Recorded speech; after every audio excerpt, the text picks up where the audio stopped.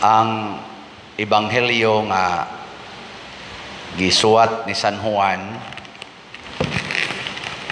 daghan-daghan sa siyag mga detalye nga wa sa dito sa ubang ebanghelyo ni San Marcos o sa kang uban pa.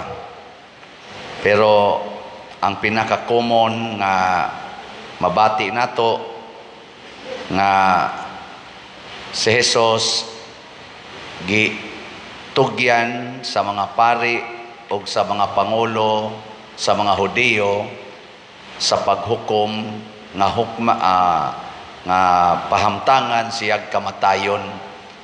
Ang mga pari maoy hinungdan nganong gipatay si Jesus. Karon sa inyong paminaw, kinsa may mupatay ni Jesus? Pari gyapon? Unsa man? Mga tao na. Wa na milabot ha. Kamo na mupatay ni Jesus.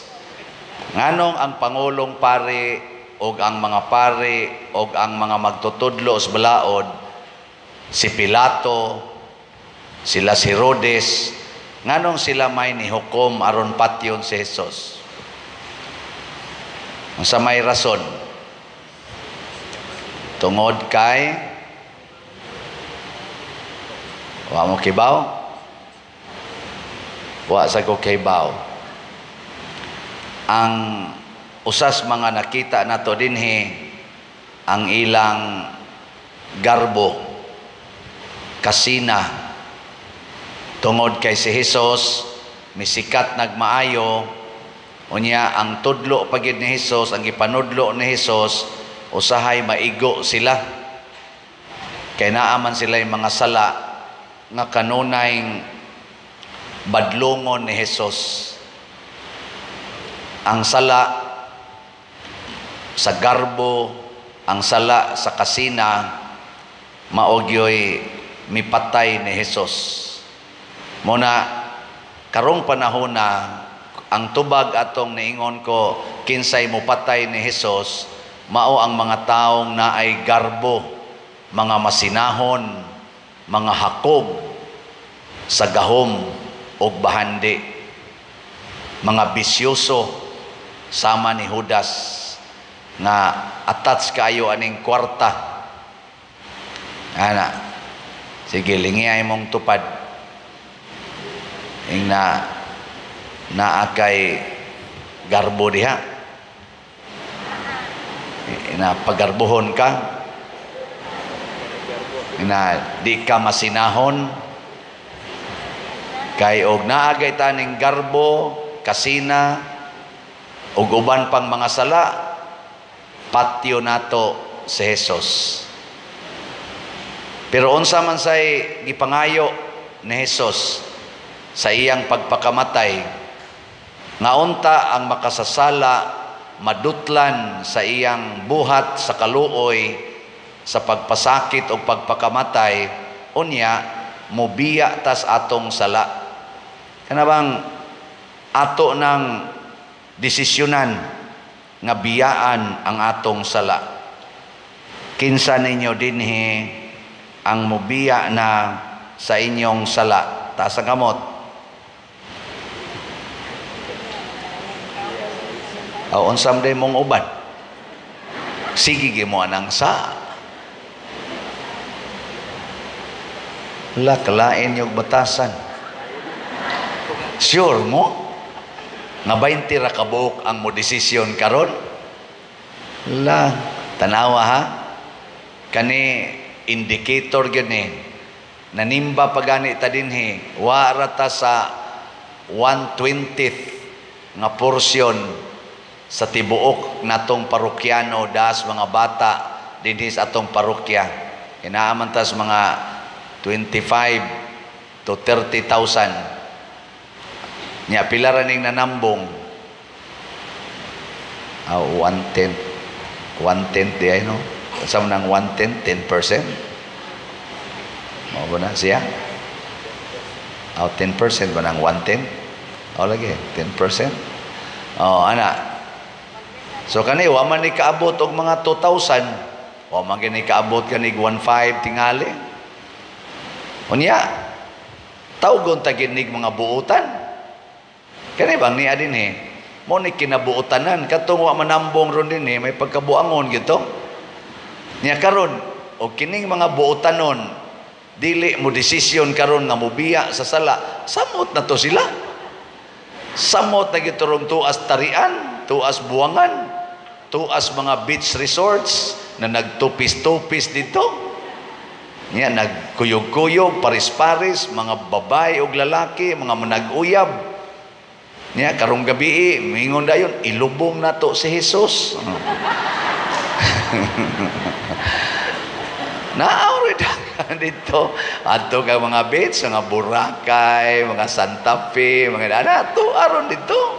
Oh, diha pa man gitoy na isyu sa una nga nagkagubot dito sa bantayan kay naay mag-usa to bikini open. Oh, di ba nagkagubot to? Nya dito say pare nga na-involve ako ra ba tong classmates una pare Santa Fe kay iyang gibabagan ang music sa to musical festival ana ba to wa ko kasabot ato nga Bernie Santo. So kana mopatay ta ni Jesus akong usbon pahunaton ta mo ha last na lang gini na akong pangutana wa na ko'y labot sa inyong kinabuhi. Kinsa ninyo dinhi sugod karon mobiya na gyud sa mga sala tas kamot. Salamat in taon kay ni sobra nas katunga. No? Kamo dias gawas ako ra ba mong gipasiplatan wa gini ataas kamot ninyo. Ani pataas dai daghan dai. Polos man din nagpataas hanap-hanap naman ko ni akong mata. Ambot ang choir ni pataas ba tong choir wa ko kapasiplat da. Ang ni pataas sa dewe. Sige. Karon, unsa maning sala? Ang sala, generic gina, mopatay og kinabuhi. Di na mo ila og unsang klasihas kinabuhi. Balaan ba ng kinabuhia o dili? Patyon gina sa sala. Mo na si Jesus, balaan kayo, patay gyud.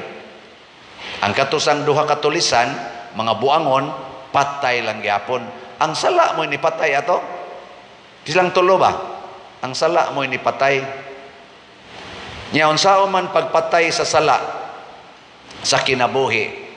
Dunay pipila ka mga aspeto ang kinabuhi. Una pamamatay. Una gubon sa sala ang relasyon, relationship. Pangutan ay mong tupad na wap ang mamatay inyong relasyon. Kamong mga asawa nga ni adinhi, kinsa ninyo nga sweet pa kay relationship sa inyong mga banat. Asa kamot? Awa na, patay na. Patay na. Kinsa dinhi mga banahabi nga magsigi pagyud og text og I love you sa asawa niya magsige pag yung hug og kiss kada gid adlaw ta sa kamot perting pataya kana sugod nagkapatay relationship. Kinsa dinhing mga ginikanana nga di gyud mga saba sa mga anak ta sa kamot patay na sang relationship ana. Jutay na lang, buhi-buhi. Kinsang mga anaka dinhi nga magsigig yung tahod, di yun magtinapulan, musunod yun sa sugo sa mga ginikanan, ta sa kamot. Ana sa daghan sa kaing patay. Na, tungod na sa sala, katapulan, kalagot, kahiubos, anang kusog mo judge, pagkayaw-yawan, pagka-demanding, patay dahil ng relationship. Kinsa ninyo din hibe nga, hangtod karon excited pag yun mo, nga mupalit og slot, inig-announce nako. Tasa kamot. Patay sa relations, pare, patay. Atos parishioners. Na. Nya inighuman na, inigkapatay na sa relationship, Patyon dayon sa sala ang atong kalipay o kalinaw. Kanang kalipay o kalinaw, patyon gina sa sala. Ang taong nakasala, dili na malipayon, dili na sad malinawon. Nya ang iya sang mahatag ngadto sa iyang isikataw, dili na sad kalipay, dili na sad kalinaw. Kana lang kadawo. Kanang kadawo ba? Imong igsuon, nagkinahanglan, nya manghangyo nimo, imong balibaran, na, din agi na malinawon. Di ba? Imo pag yung ikiha, kay wa kabayad sa utang, ya imo nang igsuon, patay ka niya. Inikada ninyo kita, wa nagyoy kalipay, kusmod kay mong mga naong, bisag magbilar pa mo sa inyong ginikanan nga namatay, kusmod gyapon mong naong magbilar, mas kusmod pa mo sa patay. Dryness ba? Uga. Patay na. So, mo na ikaduhang patyon sa kanini ang sala. Kung sa to'y una, relasyon. Sunod, kalinaw o kalipay. Maigo gani kaning mga butanga, mamatay na gainis imong kinabuhi ang relasyon. Mamatay sa dang imong kalinaw o kalipay, ang sunod patyon sa sala, mao na gyud ang imong kinabuhi, ang imong ginhawa. Mao na ang uban maghikog, ang uban mo ambaks building, maghigot og pisi, magpusil, maglaslas, mag-overdose sa tambal, o kaha mag-wild, mangrakrak anang na ang mga taong nagkapundok. Kulag na rin mo kalit og suod din, ibrakrakan ta dinhing tanan, kay manabla ba, o niya, igumanyag patay na tong tanan, iya dayong pusilon iyang o. Posible ba na? Hitabo ba dito? Las Vegas, dito Texas, din patong dapita, nga dihay nag-worship nga mga tao, nga mga dinon to Katoliko, gisud nga to sa ilang worship area, girakrakan dito, dito sa nag-concert, Las Vegas man siguro to, girakrakan sa niya dito sa Babaws Hotel, ang gasigig kanta-kantag sayaw-sayaw, brakrakan sa iyang mini machine gun. So daghana sa datong patay. Ana. Nganuan, ang kinabuhi wa nay kahulugan basta mawagtang na ng imong kalipay, kalinaw o relasyon. Mao bitaw nang gidili gina natong sala, labi na ng sala nga lami kayo, kanang lost, kamong mga dalaga o ulitaw, bisan kamong mga minyo, ay gyud mo pailad ana. Hasta sad ming mga pari. Oh, patay yung kolekta na mo ana.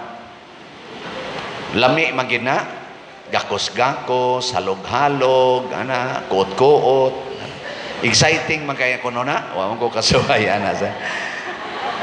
Nakasuway ba ko ato nalimot man ko. Ay gin mo paila na nga naman inigresulta ng salaa, daghan na kayong naghikog tungod anang salaa, daghan kayo ang naghilak sa tago tungod anang salaa. No, way gila dato og pobre kana lang magpakumpisal ni dili pagani makasulti, nagtibi ng baba. Unsa mang salaa kasagaran kana gyung salaa. Naagoy usahay say sinta na katuig ang milabay, kay 80 na kapin ang edad, 90 na kapin ang edad, guilty lang gyapon kay pagka 15 anyos nakakomit og abortion tungod kay nabuntisan sa uyab. Oh, gipatay niya ang bata niya tungod kay mauwaw siyang masakpan niya.